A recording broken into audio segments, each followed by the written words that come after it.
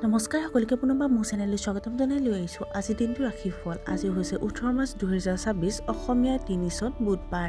আজি সূৰ্যোদয় সময় পুৱা 5:17 আৰু সূৰ্যাস্ত সময় 5:20। আজি হৈছে চতুৰ্দশী তিথি আৰু কৃষ্ণপক্ষ। আজি দিনটোৰ প্ৰথম ৰাশি হ'ল মেষ ৰাশি। আজি আপুনি যথেষ্ট পৰিমাণৰ কাম কৰিব লাগিব। আপুনি প্ৰভাৱশালী ব্যক্তিৰ পৰা সমৰ্থন লাভ কৰিব। শ্বেয়াৰ বজাৰৰ জৰিয়তে আৰ্থিক লাভ সম্ভৱপৰ। চুপিৰিয়ৰসকলে আপোনাক ডাঙৰ দায়িত্ব অৰ্পণ কৰিব পাৰে। আপোনাৰ পৰিয়ালৰ সদস্যসকলৰ আপোনাৰ ওপৰত অত্যন্ত সন্তুষ্ট হ'ব। বিবাহ বহিৰ্ভূত সম্পৰ্কৰ পৰা নিৰাপদ দূৰত্ব বজাই ৰখা উচিত। বৃষ ৰাশি। চাকৰিটোত আপুনি যথেষ্ট সন্তুষ্ট হ'ব। পৰিয়ালৰ সদস্যসকলৰ মাজত থকা পৰিৱেশ অতিশয় সহায়ক হ'ব। বিত্ত সম্পৰ্কীয় বিষয়ৰ বাবে দিনটো শুভ হ'ব। অচিনাকি মানুহৰ ওপৰত বিশ্বাস ৰাখিব নালাগে। মানুহে আপোনাৰ গোপনীয়তা উদঙাই দিবলৈ চেষ্টা কৰিব পাৰে। আপোনাৰ বাকী থকা বা জটিল কামবোৰ সমাধান হ'ব পাৰে। মিথুন ৰাশি।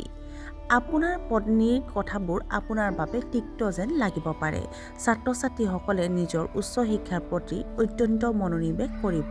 কাৰ্যালয়ত এটা গুৰুত্বপূৰ্ণ কাম স্থবিৰ হৈ পৰিব পাৰে। অত্যাধিক চিন্তাৰ বাবে দিনটো অত্যন্ত শুভ হ'ব। সন্তানৰ সৈতে সময় কটাওক। চৰকাৰ সম্পৰ্কীয় কামৰ ক্ষেত্ৰত বাধাৰ সৃষ্টি হোৱাৰ সম্ভাৱনা আছে। কৰ্কট ৰাশি। আপুনি নিজৰ সুনামৰ বাবে চিন্তিত হ'ব। আপোনাৰ কামবোৰ আশা কৰা ধৰণে সম্পূৰ্ণ নহ'বও পাৰে। গুপ্ত বিজ্ঞানৰ অধ্যয়নৰ সুযোগ আহি আছে। মাতৃৰ স্বাস্থ্যৰ প্ৰতি গুৰুত্ব দিয়ক। আজি পৰ্যাপ্ত জিৰণি লোৱা উচিত। কিছুমান মানুহে আপোনাৰ উচতনি দিবলৈ চেষ্টা কৰিব পাৰে। সিংহ ৰাশি। আপোনাৰ বৈবাহিক সম্পৰ্ক আনন্দদায়ক হ'ব। আপুনি হয়তো নতুন সম্পৰ্কত নামিব। বৃহৎ ব্যৱসায়িক চুক্তি নিশ্চিত কৰাৰ সম্ভাৱনা উদয় হৈছে।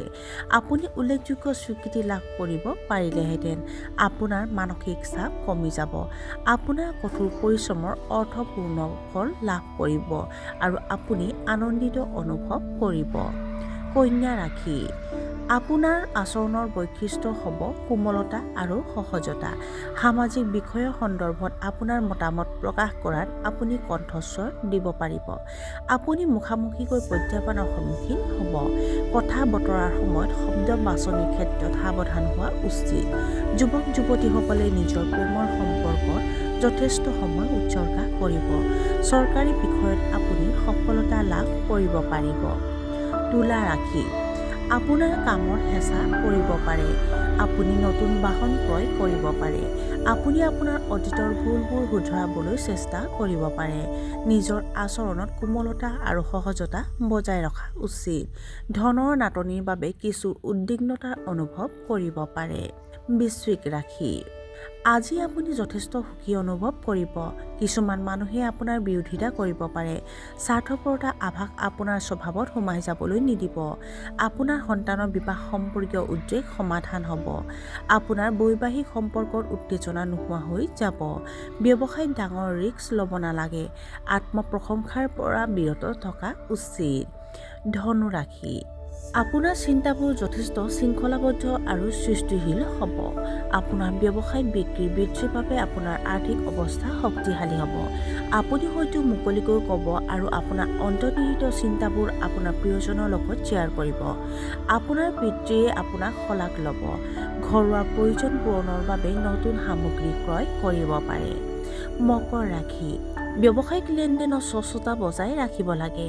আপুনি আপোনাৰ পেছাদাৰী ক্ষেত্ৰত উচ্চ পদবী নিশ্চিত কৰিব পাৰে। আপোনাৰ জীৱনত ইতিবাচক পৰিৱৰ্তন আহিব।